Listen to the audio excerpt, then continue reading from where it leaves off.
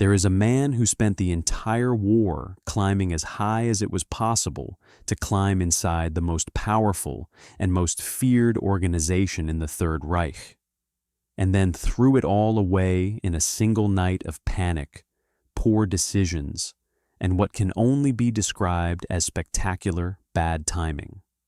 He had the rank. He had the connections.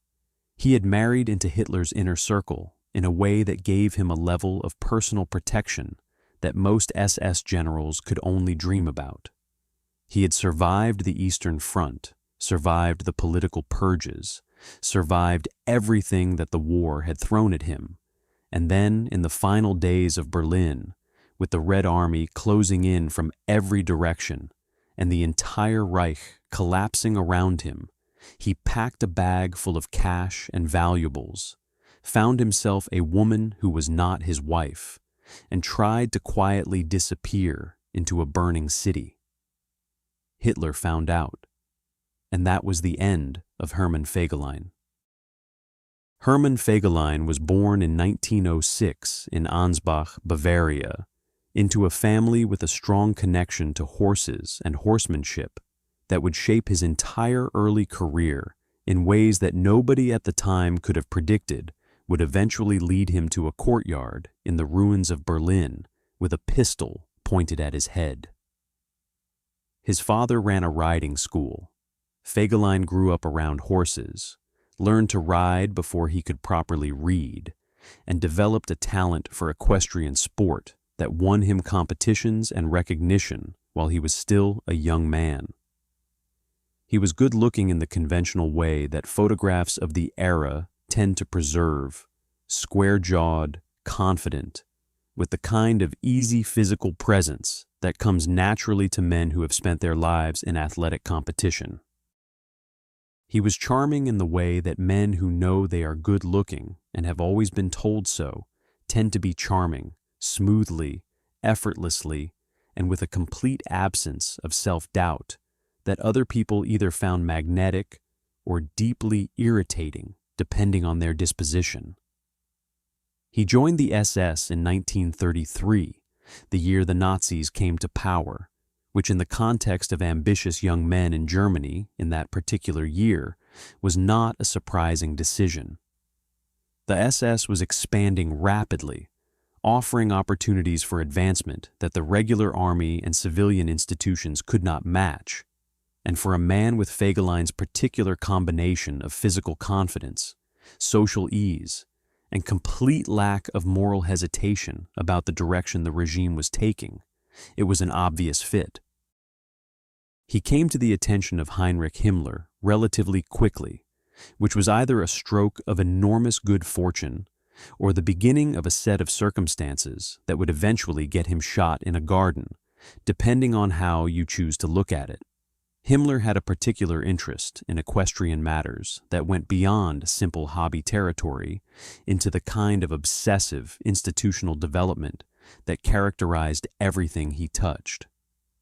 He was building an SS cavalry force, and he needed experienced horsemen who understood how to train riders, manage horses in military conditions, and build a unit that reflected the SS ideal of physical perfection and racial purity that Himmler believed should characterize every aspect of the organization he was constructing.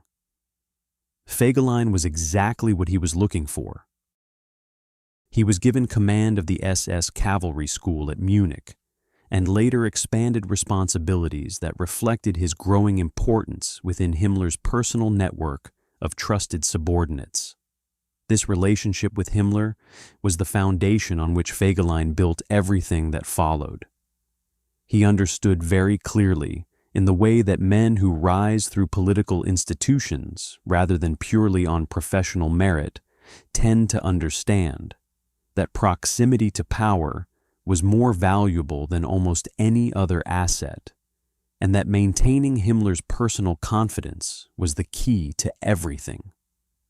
He cultivated that relationship with the same careful attention that a skilled gardener gives to something valuable and fragile, and Himmler, who was in many ways a deeply lonely and socially awkward man, despite the enormous power he wielded, responded to the attention and loyalty that Fegelein offered him. When the war began in September 1939, Fegelein went to it in command of SS cavalry units that fought in Poland and then in the Soviet Union after the German invasion began in June 1941. The Eastern Front was the defining experience of the war for the SS formations that fought there, and not only in the military sense. The war in the Soviet Union was fought according to a set of ideological imperatives that transformed it from a conventional military conflict into something closer to a campaign of racial and political extermination, and the SS cavalry units that Fegelein commanded were among the formations most directly involved in the implementation of those imperatives. In the summer and autumn of 1941, as German forces swept through the Western Soviet Union with a speed and momentum that seemed to confirm Hitler's predictions about how quickly Soviet resistance would collapse, Fegelein's cavalry units were given tasks that went well beyond conventional military operations. They were ordered to clear vast areas of the Pripyat marshes, the enormous wetland region in what is now Belarus and Ukraine, of anyone deemed a threat to German security. The definition of threat was broad enough to encompass essentially the entire civilian population of the region. Jews, communist officials, suspected partisans, and anyone who happened to be in the wrong place at the wrong time were systematically killed in operations that Fegelein commanded and reported on with the kind of bureaucratic thoroughness that the SS brought to everything it did. The numbers in his own reports are staggering. Thousands of people killed in operations that lasted days or weeks, reported upward through the SS chain of command as security operations against partisans and enemies of the Reich, documented in the same administrative language that the SS used for everything from payroll to property management. Fegelein was not a passive bystander to these operations. He commanded them. He reported on them.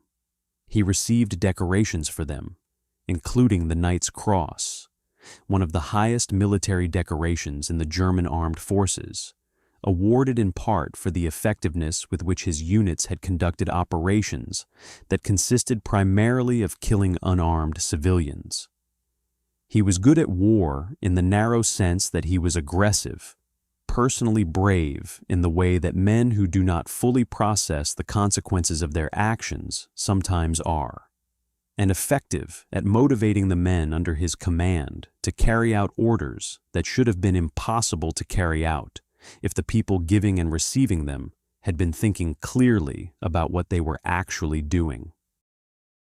He was also fortunate in the way that some men are fortunate in combat, surviving situations that killed others around him, escaping wounds that should have been serious, moving through the war with the kind of physical confidence that comes from having been repeatedly tested and repeatedly come through intact.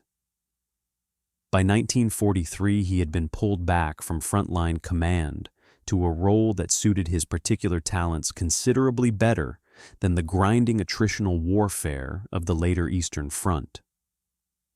He was appointed as Himmler's liaison officer at Hitler's headquarters, the Führerhauptquartier, which in the context of how power actually worked in the Third Reich, was one of the most strategically valuable positions in the entire SS hierarchy.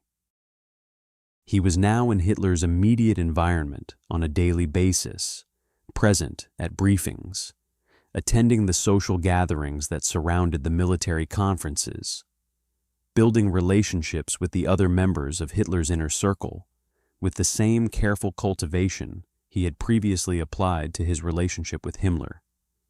And then he did something that transformed his position from merely advantageous to almost uniquely secure.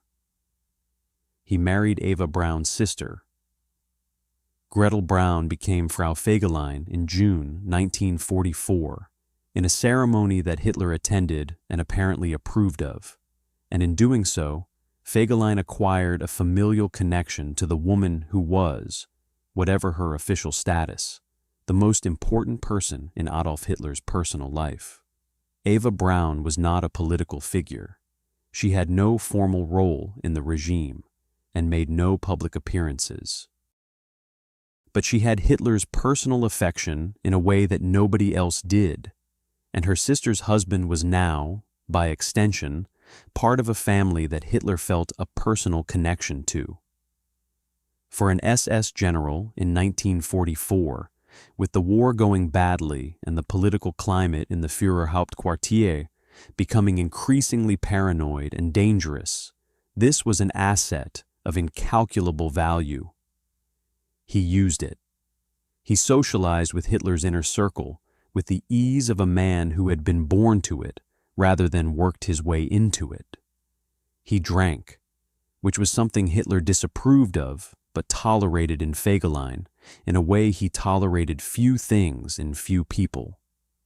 He charmed Eva Braun, cultivated her friendship, maintained the family connection that gave him his protected status, and continued to function as Himmler's eyes and ears at headquarters, while simultaneously building his own independent relationships with the other figures in Hitler's immediate environment. He was, by the middle years of the war, one of the most politically adept operators in an environment where political adeptness was both essential and extraordinarily dangerous. The situation began to change in 1944 as the military catastrophes accumulated and the atmosphere inside the Führerhauptquartier darkened.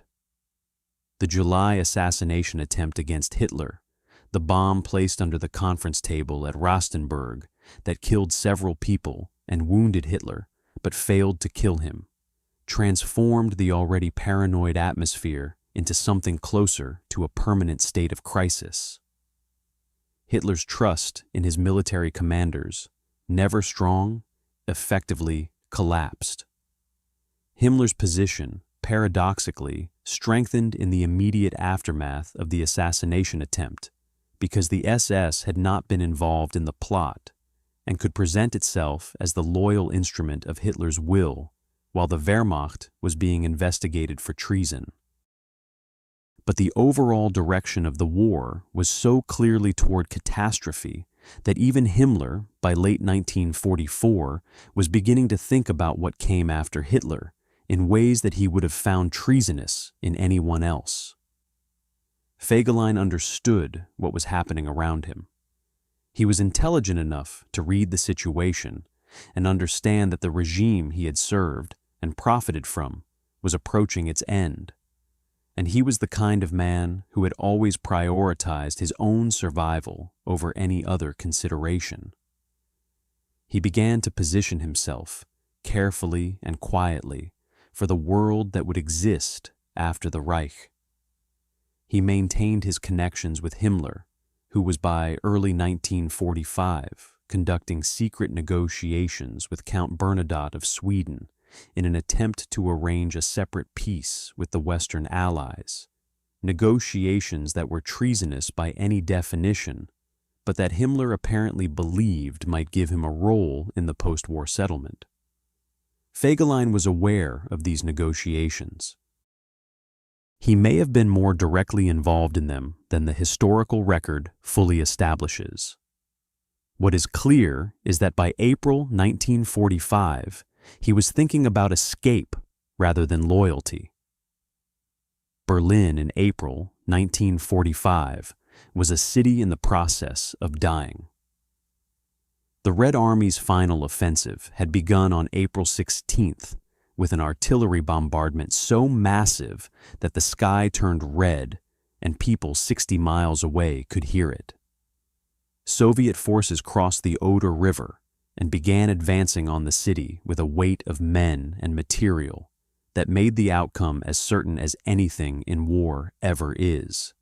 Hitler had moved into the Führerbunker beneath the Reich Chancellery, taking his immediate staff and the inner circle with him into 55 feet of reinforced concrete that offered physical protection, but no protection at all from the reality of what was happening above ground. Fegelein was there. He was required to be there. And he was watching the walls close in with the particular alertness of a man who had survived the Eastern Front by understanding when a position was untenable and moving before the position moved for him.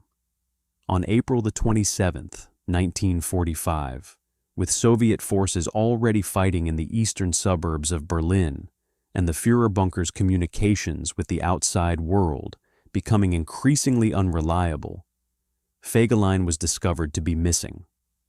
He had left the bunker without permission, which in the atmosphere of the final days, with Hitler's suspicions running at maximum intensity and loyalty being demanded with a desperation that reflected how little of it actually remained, was an act of extraordinary recklessness.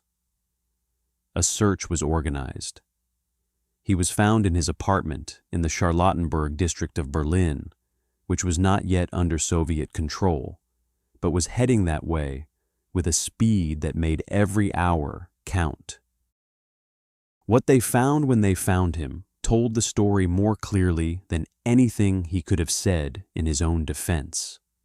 He was in civilian clothes. His SS uniform, the uniform that had carried him from a riding school in Munich to the inner circle of the Third Reich, was in a bag or discarded somewhere nearby. He had packed valuables, cash in multiple currencies, items that suggested a man preparing for a journey rather than a soldier preparing to defend his post. There was a woman present who was not his wife, a detail that under any other circumstances would have been the most scandalous element of the story, but that in the context of what else was happening, barely registered, and there were documents, the nature of which has been debated by historians ever since, but which at minimum suggested contact with parties outside the Reich that Hitler had not authorized and almost certainly would not have authorized. He was brought back to the bunker. He was in no condition to present a coherent defense of his actions. He had been drinking heavily, which in the circumstances was perhaps understandable, but which did nothing to help him explain why he had been found in civilian clothes in his apartment with packed bags while the city burned. Hitler was informed.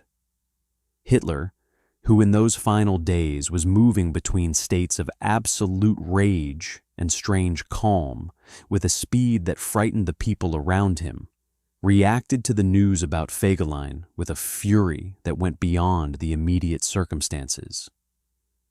This was not simply a general who had gone absent without leave. This was a man who was family, who had been trusted, who had been given protection and status and proximity to power, and who had used all of it to prepare his own escape while everyone around him was expected to die for the Reich. Eva Braun, to her credit, or perhaps simply because she understood that nothing she said was going to change the outcome, apparently did not intercede on her brother-in-law's behalf with any great conviction. The family connection that had protected Fegelein for 2 years counted for nothing in the bunker in the final days of April 1945. He was court-martialed with the kind of speed that the circumstances demanded, stripped of his rank, and sentenced to death. On April the 29th, 1945, one day before Hitler himself would die, Hermann Fegelein was taken out into the garden of the Reich Chancellery and shot. He was 38 years old. He had risen from a riding instructor's son to an SS general, had decorated himself with some of the highest military honors the regime could bestow, had married into Hitler's family, had survived the Eastern Front and the July assassination attempt, and everything else that the war had produced. and had then destroyed everything in a single night of panic and poor judgment. The irony that he was shot in the same city, in the same final days, by the same regime he had served with such ruthless efficiency for 12 years is not lost on history, even if it was presumably lost on Fegelein himself in his final moments. The men who shot him were following orders from a man who would be dead himself within 24 hours. The regime that court-martialed him would cease to exist within a week. The 1,000-year Reich that Fegelein had served and enriched himself through, and ultimately tried to flee, was in its final hours when the shots were fired in that garden. But the shots were fired anyway, because that was what the regime did, right up until the moment it could not do anything at all anymore. Hermann Fegelein tried to run. He almost made it. Almost is a word that does a great deal of work in the history of the Third Reich, and in no story does it do more work than in his.